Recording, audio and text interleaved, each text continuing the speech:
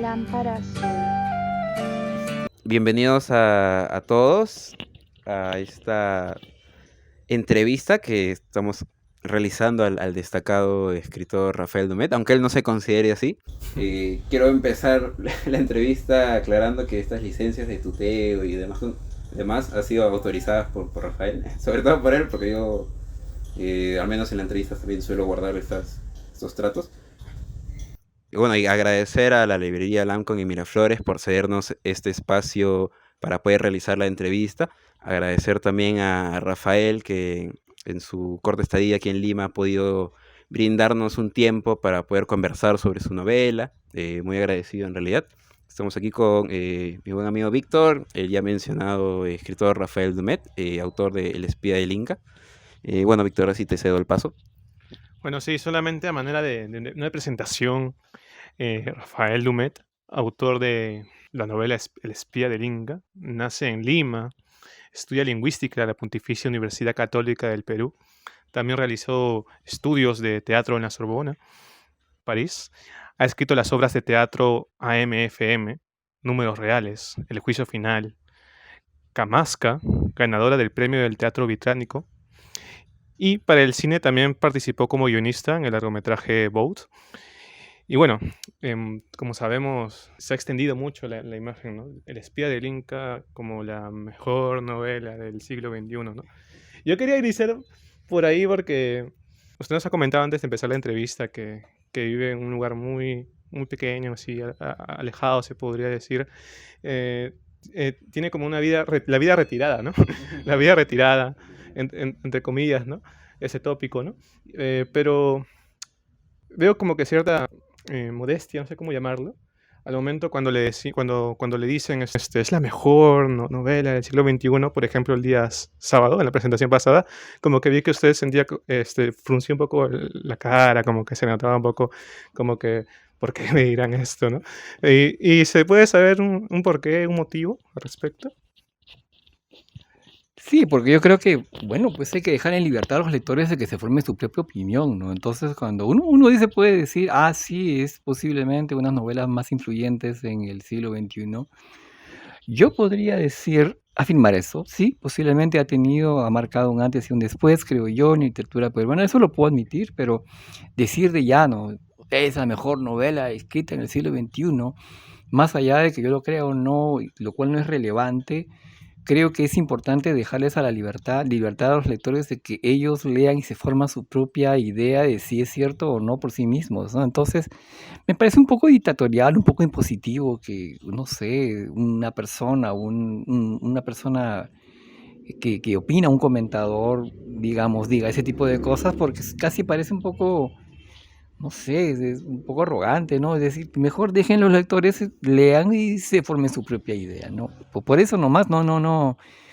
Y en general, no sé, los adjetivos calificativos me cuesta un poquito aceptarlos. Yo prefiero que un lector me diga, sí, en realidad me tocó mucho, me parece muy importante por esta razón, etcétera, que decir, por ejemplo, así, el destacado, celebérrimo autor.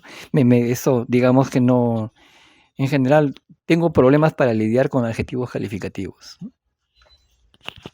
Pero justo eso veníamos conversando un poco respecto a ti, Rafael, y también el trato que gusta, y que me señalaste la primera vez que te traté de usted, y me dijiste, no, llámame Rafael, esa es la cercanía que quiero tener con mis lectores. La Claro. tengo, es un trato completamente horizontal. Si tú también si quieres saberme de tú, no hay problema. Uy, me siguen haciendo usted, pero No hay problema. a lo largo de la entrevista de repente me nace ya el tú. Te quiero imponer nada tampoco, así que Y bueno, antes de iniciar las preguntas, se me había ocurrido una gracias a Víctor. Bueno, tienes un camino ya hecho respecto al teatro, ¿no? Y demás. ¿Cómo así y por qué? ¿Y a qué apuntabas al ser novelista, ¿no? Publicaste esta primera novela, ¿pensabas que iba a tener el impacto que ha tenido ahora, El espía del Inca? En cambio, digamos, para mí, literalmente en este caso opté por la novela por razones de producción.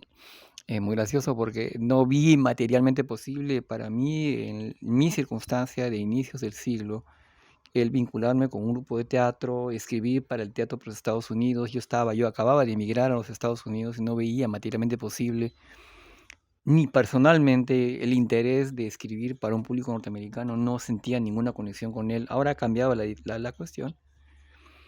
Pero nada, yo quería además, no podía escribir cine porque ya había terminado un proyecto que ya estaba en plena producción y decidí por ello volver pues al antiguo amor que es la prosa, ¿no? Pero en realidad, honestamente, yo pensaba que estaba escribiendo teatro disfrazado.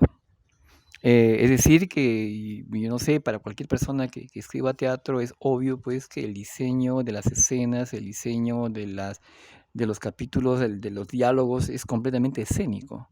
Para mí era muy claro, yo solamente sé escribir de esta manera. Es decir, donde hay una acción concreta que se va a cumplir, que tiene dificultades para realizarse, esta acción es encarnada por un personaje, se ve contrapuesta por unas fuerzas opositoras que usualmente se pueden ver encarnadas en otros personajes. Esta acción se ve confrontada con obstáculos, pueden ser externos, pueden ser internos. La idea es encontrar la acción, los conflictos internos, externos que tiene el personaje.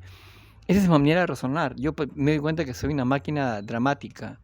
Inmediatamente cuando veo, por ejemplo, no sé, aquí hay una conversación, inmediatamente pienso, ¿cuál es la acción? ¿Qué se pretende lograr? ¿Qué pretende esta persona lograr de esta otra en este lugar, en esta escena? La otra tiene, ¿por qué se opone? ¿Qué intereses? ¿De dónde vienen? Así funciona, ¿no? Y mi idea justamente cuando yo trato de, digamos, de cocinar, digamos, de hacer magia, la idea es justamente confrontar, hacer dialogar estas fuerzas opuestas y verlas negociar. Eso es el drama. El drama es literalmente, viene del griego de conflicto, ¿no? Entonces, eso es lo que atrae la atención. O sea, todos nosotros se parte de la premisa que todos nosotros somos animales dramáticos. Si vemos en si vemos cualquier cosa, estamos así, ¿no? Tenemos una atención más o menos dilatada. Pero cuando vemos un conflicto, cuando vemos un conflicto de fuerzas o voluntades, inmediatamente nosotros vemos qué pasa, ¿no? Esto es natural en el ser humano. Entonces, ese es el tipo de cosas en las cuales me agarro, ¿no? Y digamos, es mi manera natural de escribir.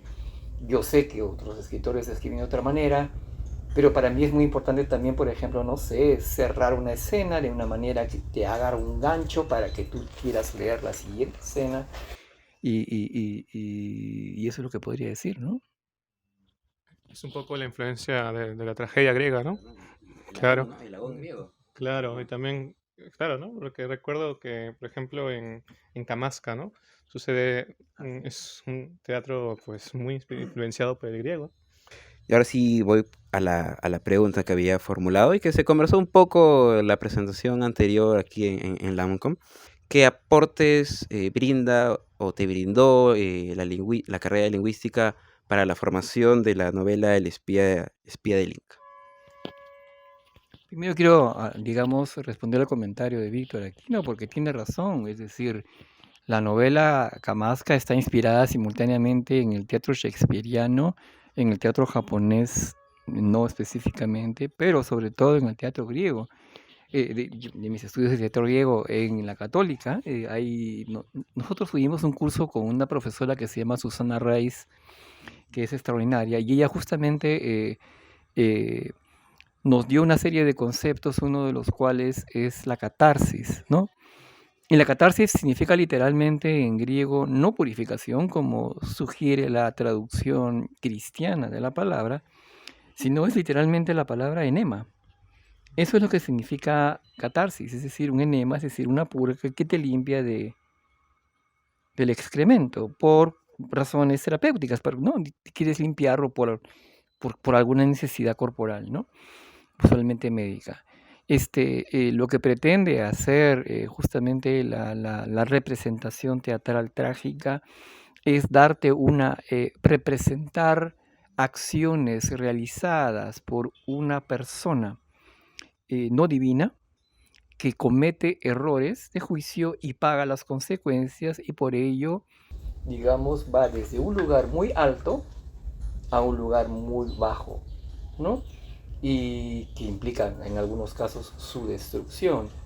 Este, entonces creo que usualmente ver esta destrucción representada provoca en el espectador, supuestamente en el teatro griego, esta reacción similar en la cual tú te ves conmocionado, ¿no?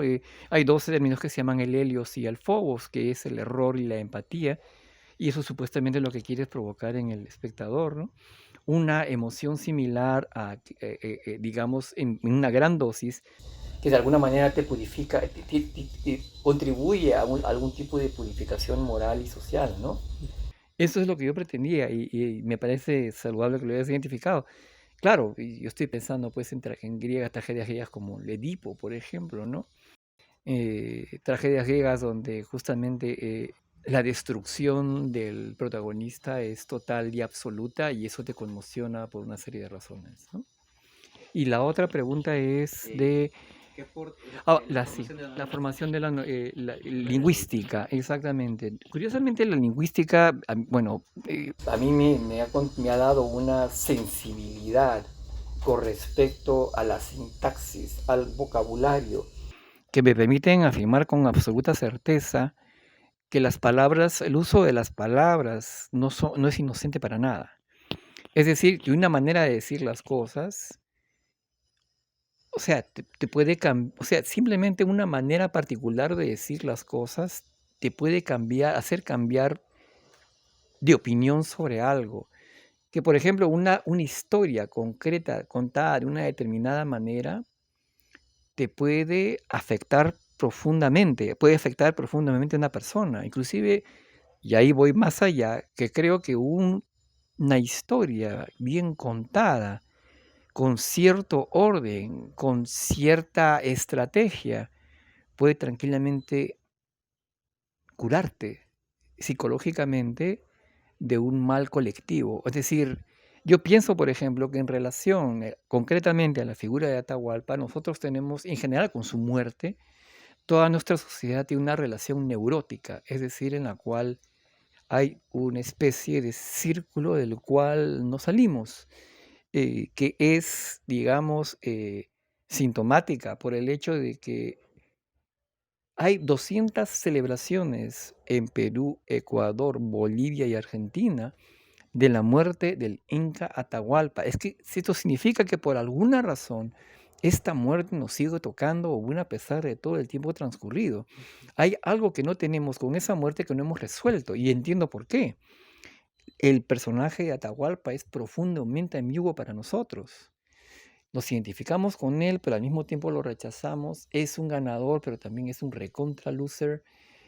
Además, es la encarnación de la víctima, pero también la encarnación del opresor cruel. Entonces, todas estas cosas al mismo tiempo hacen que no podamos ni siquiera lidiar con el hecho de la conquista misma. Me parece sintomático que, por ejemplo, en el Perú, yo veo pocos, no muchos, pero yo no sé, ¿existe alguna avenida que se llame Atahualpa?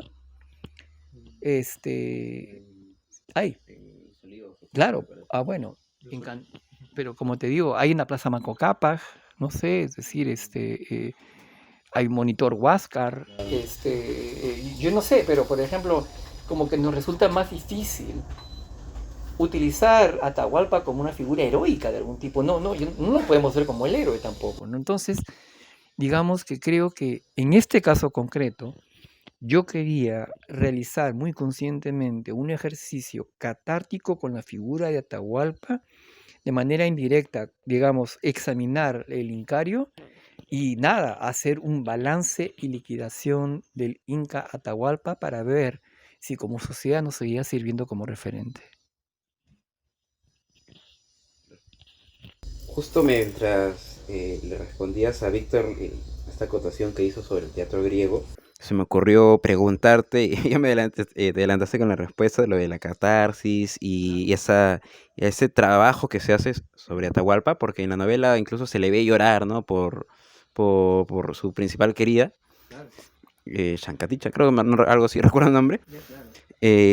Y claro, a ello voy a sumar una pregunta y me voy a remitir a esta reseña que se publicó el año pasado por el profesor Carlos García Bedoya, se ha encasillado al espía del Inca dentro de un proyecto nacionalista.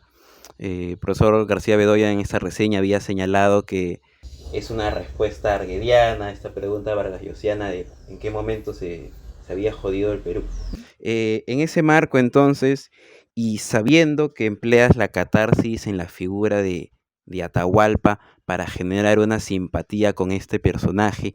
Simpatía, digamos que no necesariamente simpatía, ¿eh? Creo que la actitud es bastante crítica. Claro. Me refiero a simpatía en cuanto a provocar emociones. Ya, Usemos eso entonces mejor. empatía posiblemente. Empatía, ya. Claro. Ya. Usando ese marco para hacer que el lector al menos despierte emociones y demás cosas respecto a este personaje que en sí es el referente de una nación, ¿no? Entonces, emplear la catarsis en Atahualpa significaría recomponer, reestructurar, revalorizar la caída de una nación como fue el Incario. ¿Y qué tan de cierto tiene con este proyecto nacionalista en el cual ha sido vinculado el espía del Inca? Es que curiosamente de lo menos que yo veo en la novela es algo nacionalista. Es eso porque justamente me he cuidado mucho de no simplemente recrear a los incas, sino a los grupos étnicos sometidos a los incas. Entonces, además es curioso porque es un poco raro hablar de un proyecto nacionalista cuando, por el contrario, la novela, inclusive en el título mismo, transparenta una voluntad crítica y evaluadora de este proyecto, ¿no? Yo creo, honestamente, que tú solamente puedes amar a aquello que realmente conoces y aceptas con sus puntos luminosos y sus puntos oscuros. Claro. Sí, en realidad el proyecto nacionalista prohíba en cuanto a un mestizaje, ¿no? Se ve tanto lo español como lo indígena. Ah, claro. Ahí entendiendo el proyecto nacional. Proyecto nacional, sí. Nacional. De verdad, en todo el proceso de construcción de la novela, la palabra identidad jamás me ha pasado por la cabeza.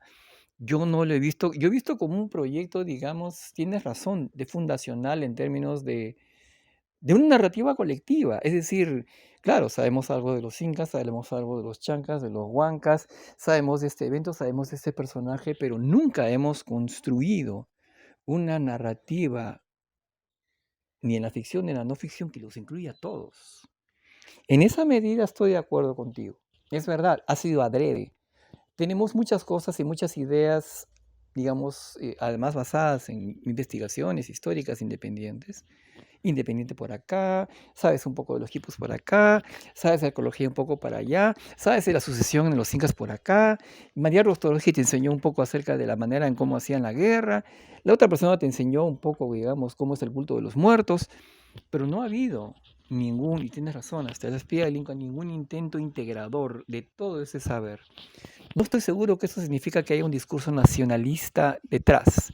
Nacionalista quiere decir que defiende per se, o sea, la idea de la nación, o digamos, por ejemplo, un peruano nacionalista considera que de per se el hecho de ser peruano es algo superior a, no sé, pertenecer a otro país, ¿no? Para nada. Esto es para nada, ¿no?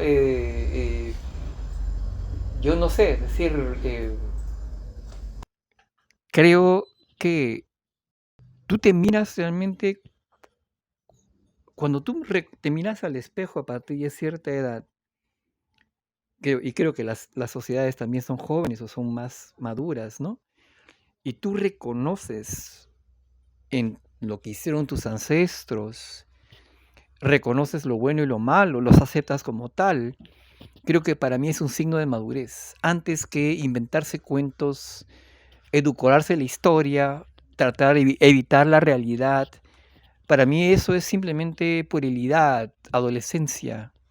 Creo que una persona madura, al contrario, acepta su responsabilidad en su propio pasado, acepta lo bueno y lo malo que trajeron sus ancestros, sus padres. Y bueno, así es la vida y hay que aceptarlo, y esa es la historia que me voy a contar a mí mismo a partir de ahora, ¿no? Entonces, por lo que mencionas, al menos sí hay este propósito de superación de sesgos en cuanto a que lo andino era lo bueno en cierta manera, lo español era lo malo, porque eso sí se nota en la novela, ¿no? Sobre todo con este trabajo histórico y por lo tanto lo más objetivo posible. Sin negar, pero yo en ningún momento de la novela niega además todas las exacciones, las violaciones, los asesinatos, las muertes que ellos realizaron, no, Claro. para nada.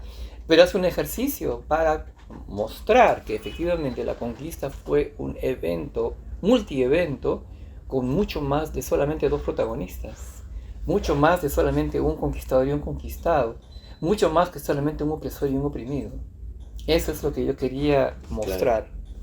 Y con eso apuntas a que la colectividad del peruano y incluso englobando la educación en el Perú pueda mejorar y de cierta manera crear, no sé si una identidad, pero sí superar aquello que ha impedido que el país, como conocemos, pueda crecer, ya que hay separatismos, incluso lo vemos en la actualidad, ¿no? Con el gobierno de turno. Al menos hay esa intención.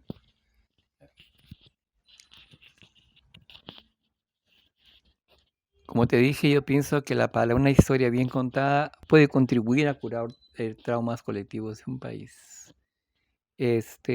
No es suficiente, pero considero que puede ser muy útil. Y sí, es verdad, considero que es gracioso porque esto no lo planteé como un proyecto consciente, pero sí reconozco que en general en mi manera de aproximarme a las cosas, a las relaciones, a la gente, hay un componente curativo. O sea, decir, sí, es verdad, deseo curar. Es la verdad, no lo voy a negar.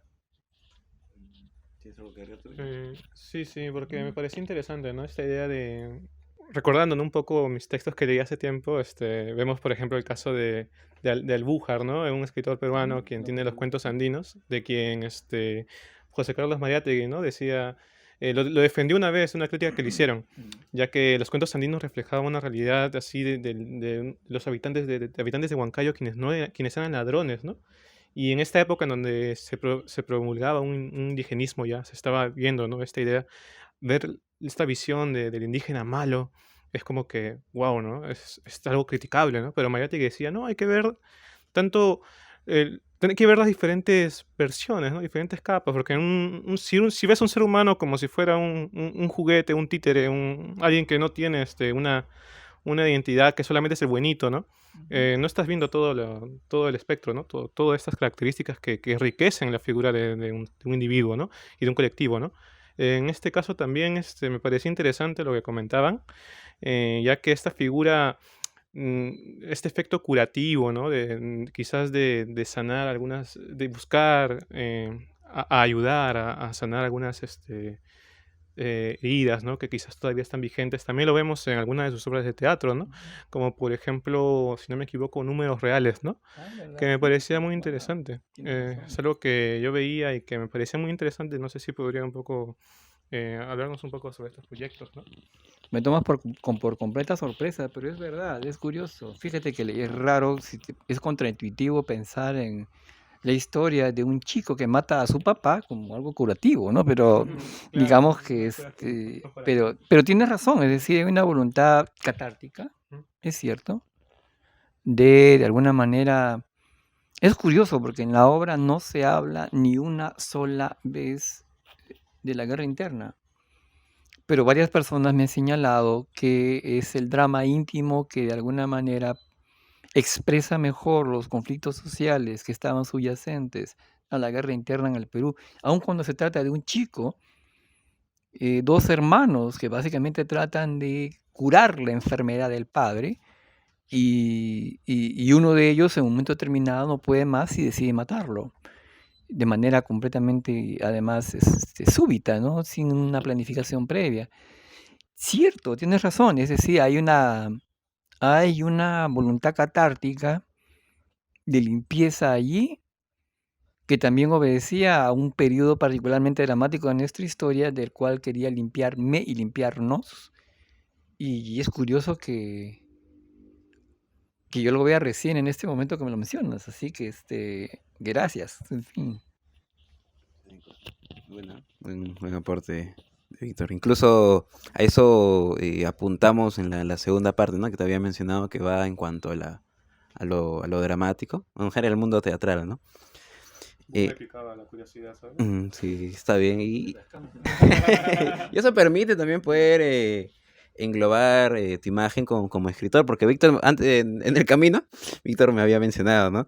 De que quizás al momento que escuchas decir el mejor novelista del siglo XXI, sientes que se deja de lado tu dimensión teatral. Sí, Quizás eso te afecta, no sabemos, ¿no? Pero queremos conversar de ello en una segunda parte, ¿no? Donde también ya se va a poder vislumbrar todos los aspectos que tienes, tanto como digamos novelista que y teatro. quisiera cambiar el lenguaje, en lugar de ser considerado, digamos, wow, el autor más exitoso, el más vendedor. No, yo prefiero que me digan simplemente, wow, sí, posiblemente sea el más curativo. Ese es el tipo de efecto que tendría que para mí, francamente, el éxito comercial. Me importa un reverendo bleo, de verdad. Considero que la llegada al público me parece muy importante. ¿Te consideras un escritor social, al menos en esta parte, por lo curativo? Social, no entiendo. Por lo curativo. O sea, no un purista. Yo diría, me considero un escritor que dialoga con sus lectores, que tiene una relación horizontal, o por lo menos que aspira a tener una relación horizontal con ellos, de mutuo aprendizaje. Considero que por razones psicológicas, sociológicas y además raciales, este diálogo no suele ocurrir con los escritores que suelen provenir de ciertos sectores sociales y que miran por encima del hombro a los demás. Creo que esto es una estupidez y que debería ser roto, simplemente porque creo que el escritor debería aprender de la sociedad en la que vive y de la gente, de la diversidad de gentes que viven en su sociedad. Y debería ser una cosa, digamos, en doble sentido. Cuando un escritor viaja, no es simplemente para hacer propaganda o para vender su libro, es para aprender de los lugares y de los lectores con los cuales está en contacto, ¿no? Por lo que mencionas y en general por cómo hablas, puedo rastrear componentes de una vida en comunidad, de un mundo rural, podríamos decir, ¿no? Qué tan cierto es? ¿Sí? Porque al menos tienes esta tesis de que el escritor sirve para poder curar y así mismo puede aprender de ellos, entonces hay este diálogo en comunidad, en un ambiente oral, podríamos decir incluso. Creo que no he comprendido muy bien tu pregunta. ¿En qué sentido, digamos, la manera de vivir que tengo? Pues, una vida comunitaria, en cuanto a hay valores dentro de un pueblo, podríamos decir, tal persona aprende de la otra, esta ver. aprende de ella. Creo que he comprendido un poquito lo que tú quieres decir. En general, honestamente, la vida a mí, o sea, para mí escribir no es un acto por el cual una persona trata de ascender socialmente. Si me dejo entender. No es que tú adquieres, para mí es curioso, no sé, estas personas que escriben porque consideran que quieren llegar a un éxito y poder codearse con tal y tal, es completamente irrelevante. O que quieren llegar a cierto mundo, o que quieren conseguir, yo no sé, que los acepten en tal sociedad española, o que les den, no sé, un blasón, o que les den un, no sé, poder codearse con el rey, y a mí, francamente, me parece irrelevante. Me parece que el escritor, la escritora y el escritor es muy poco, la vida de un escritor en general es poco interesante. Considero que es mucho más interesante la vida de un médico rural, de una persona que investiga, no sé, agricultura o está tratando de crear nuevas variedades de semillas para toda la gente. La vida de una enfermera me parece mucho más interesante. La vida de un científico me parece mucho más interesante. No entiendo muy bien por qué los escritores se pasan tanto tiempo, yo no sé, en estos circulitos, hablando entre ellos. La verdad que no sé, no entiendo muy bien eso. Creo que un escritor debería básicamente pasando su tiempo tratando de escribir mejor y tratando de aprender cosas de sus personajes, tratando de familiarizarse con ellos y en el acto de, por lo menos, ponerse en la piel de ellos, digamos, aprender a ver la realidad de diferentes perspectivas, no sé, es decir, eh, en general, no sé, gran parte de lo que se considera la actividad tipo del escritor me parece absolutamente ininteresante. Entonces, yo no sé si quiero necesariamente una vida comunitaria, pero no sé, decía, a mí me gusta escribir, me gusta ponerme en el lugar de la piel de otra persona. Yo sé que esto no es necesariamente lo que los escritores hacen, es lo que a mí me gusta hacer. Ese es el vehículo ideal para mí. Saber explorar cómo siente, cómo piensa una persona que es completamente diferente de mí y que de repente cuya visión me puede enseñar cosas que yo no vería por mí mismo. Eso, es básico, así de básico como eso. Y eso viene de mi background teatral. Yo soy fundamentalmente un actor frustrado, una persona que no tiene el talento para actuar, pero que encuentra a través de las palabras la posibilidad de hacer ese ejercicio de perspectiva que estoy mencionando, ¿no? El resto de todo el mundillo de las actividades de los gestores me importa un rábano, realmente. Puedo acceder y ir a esas actividades porque, claro, de repente me permiten a mí, no sé, establecer contacto con otras realidades o explorar nuevas cosas, pero los cenáculos, las cortes, las besaditas de manos o de anillos, o las lameditas de otros sectores, de otras partes del cuerpo, a mí francamente me importan un reverendo bledo, ¿no? Y además, felizmente no me veo obligado a realizarlas, porque de hecho, pues la novela tuvo que defenderse por sí misma, no le debe nada a nadie, no a ningún escritor, ningún padrino, ninguna madrina, nada. Tuvo que estar solo y felizmente fue así. Y claro, no tiene deudas con nadie, solamente tiene deudas con sus lectores y con un valiente editor independiente que se comió el trabajo de presentar a todo el Perú, ¿no? Sí, nos damos cuenta, ¿no? De la visión que tienes de tanto de escritor como del papel de la literatura. Quizás pueda desprender una pregunta de ella. Y ahora voy a regresar en cuanto a la novela. Yo, desde mi lectura, sitúo al espía del Inca como una novela de lenguaje. Porque es cierto siento y veo que hay características en el cual el narrador y en cuanto al autor como este sujeto capaz de poder dominar el lenguaje para sí. Por ejemplo, el uso del español del siglo XVI, ¿no? Que empleas. También en una parte de la novela, cuando Salango está espiando a su esposa en estas conversaciones nocturnas que tiene con los demás caciques, claro, y sospecha, ¿no? Que la está engañando. A mí me llamó mucha la atención porque en realidad él está ya, y se ve en el libro, está escuchando tal cual suena, ¿no? Con las letras realmente juntas, o sea, no hay separación, es leer y acabarlo todo en un solo segundo, por así decirlo, si uno tiene esta preparación sonora.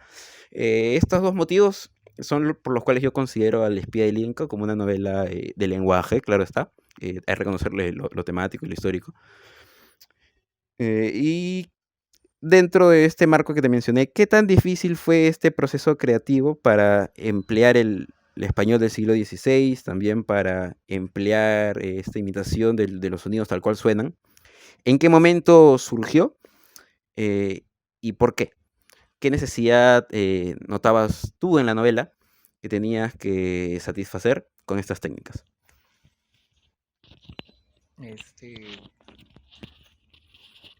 Creo que de alguna manera comencé a responder esa pregunta cuando me hablaste de la forma, en qué sentido tenía importancia la formación del lingüista para esto. No creo que tiene que ver con el hecho de realmente considerar como que el uso del lenguaje no es nada inocente, ¿no? Y es cierto, bueno, yo tengo una formación lingüística, yo pienso en términos del ego. O sea, para mí el lenguaje es Lego. Yo estoy jugando Lego, literalmente. O sea, cuando escucho el lenguaje, yo me doy cuenta que es gracioso, imagino, carajo, está poniendo la frase preposicional delante de la frase estos desgraciados, el objeto directo, lo que pasa es que están haciendo acá. Y seguramente, mira, fíjate, acá en esta lengua, como están haciendo este efecto, están creando este efecto sonoro que además hace jugar este elemento con este otro. ¡Qué divertido! Entonces, ese tipo de cosas así estoy pensándolo. Entonces, cuando una persona habla, además, qué interesante. Aquí primero, por ejemplo, utiliza esta forma impersonal en la que no se asume responsabilidad. Qué interesante. Esto significa, de repente esto significa algo. Y estoy constantemente oyendo, ¿no? Viendo cómo el lenguaje.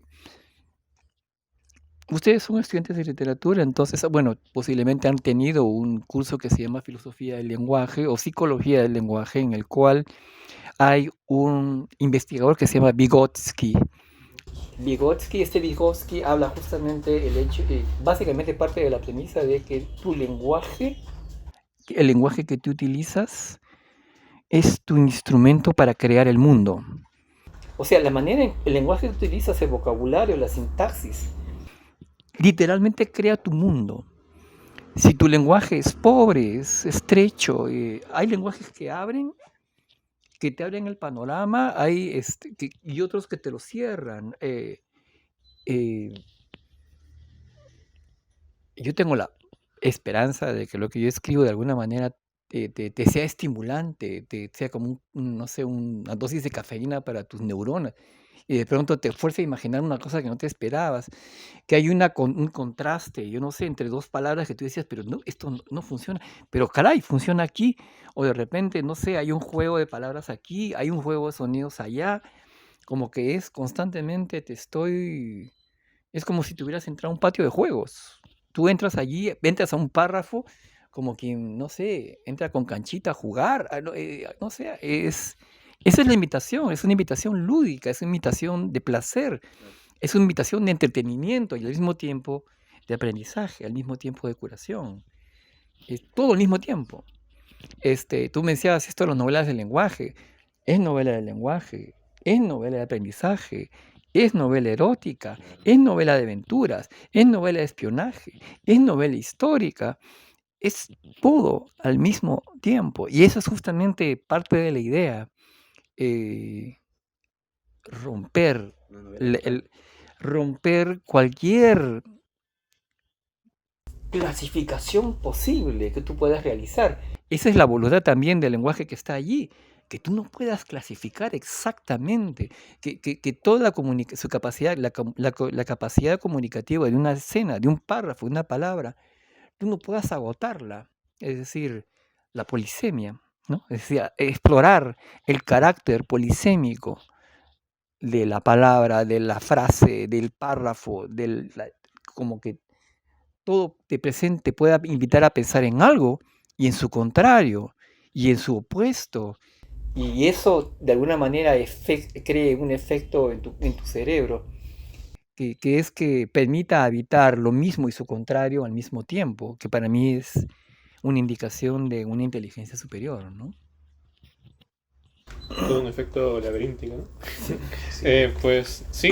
En mi caso, yo también tenía una duda. Porque todo lo que usted nos comenta nos demuestra que ha tenido como que verdadero gusto al ir escribiendo esto a lo largo de los años. Y fueron 11 años, ¿no? Sí. 11 años, desde 1999, Sí. antes de que yo naciera. Claro. Yo ni nacía cuando empecé a escribir. Pero hay algo... Pero estabas en la mente de Dios. Ah, Exactamente. en la mente de algún dios, ¿no? Exactamente. Pero bueno, yo me preguntaba, porque son 11 años muy largos, o sea, evidentemente. ¿Algún momento hubo algo que usted estuviera investigando, buscando? Porque son demasiados documentos, ¿no? Me imagino, de investigación. No sé, porque son tantas referencias que me parece que algunas se le habrá escapado, ¿no? En algún momento de los 11 años. ¿Llegó a pensar a retirarse y hacer la novela entre tantas cosas a las cuales apuntar?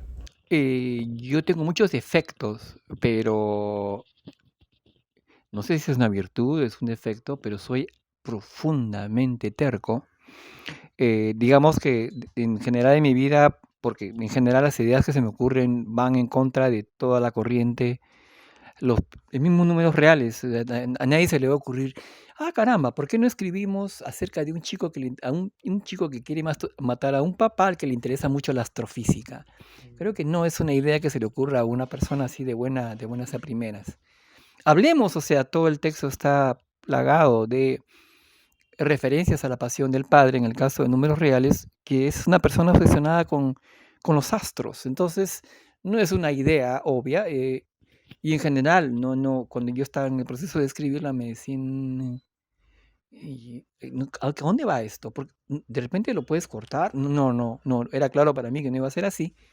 Y claro, la obra de teatro demoró, por ejemplo, el director peruano Alberto Isola trató 3 veces de montarla, no pudo, por razones de naturaleza de la realidad política de la época, y fue la 4.ª vez que él recién pudo montar la obra.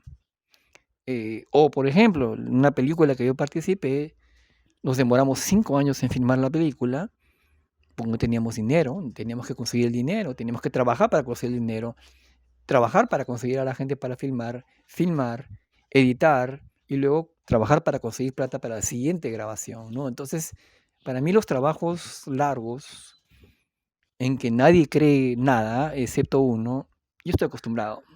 A esas alturas, eh, ya felizmente ahora ya me creen un poquito más, o sea, he adquirido cierta credibilidad, pero estoy acostumbrado a que nadie confíe en lo que voy a hacer y yo seguir adelante, seguir adelante, seguir adelante hasta el final, ¿no? Eh, pero la pregunta era otra, la pregunta era hacia... En algún momento se habrá sentido frustrado por no haber conseguido algún aspecto. Bueno, era dificilísimo conseguir documentos en la época en que yo estaba haciendo la investigación. Yo me acuerdo lo difícil que era conseguir, yo no sé, encontrabas un libro y no estaba en tu biblioteca. Ahora, ¿cómo vas a hacer? De repente ahí te encuentran, ni siquiera sabes que hay otro ejemplar, por ejemplo, en Alemania, ni siquiera lo sabes. Ahora te enteras inmediatamente. Ahora puedes pedir el libro, ahora puede haber una edición virtual, inclusive ya puedes conseguir el PDF fácilmente. No, en esa época, por ejemplo, es decir, yo tenía me acuerdo que había un único ejemplar en la biblioteca que había una colección de investigaciones sobre los quipus, editado por Concitec, y me acuerdo que tuve que fotocopiarlo todo el libro y conseguir una copia para mí. O yo me acuerdo, bueno, yo no recibí ayuda de nadie, ninguna entidad, nadie me ha pagado nada, pero recuerdo claramente que qué difícil era conseguir un documento. No recuerdo ningún documento en particular, para serte sincero. En algún momento determinado yo conseguí todo, y no paraba hasta de encontrarlo, ¿no? Y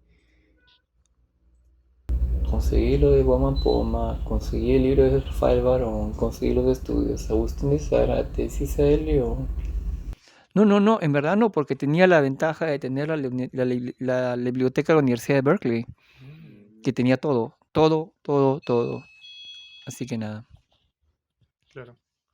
Sí, claro, lo decía porque, bueno, esta labor, se podría decir periodística, ¿no? De buscar documentos y tal.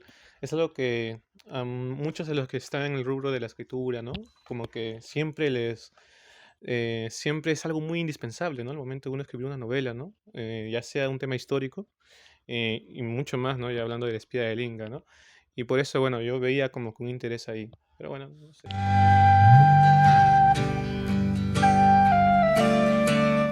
Ya a las novelas de espionaje, tanto a los quipus, el mundo andino, e incluso en las referencias a la conquista y demás libros españoles del siglo XVI, como La Celestina, por ejemplo.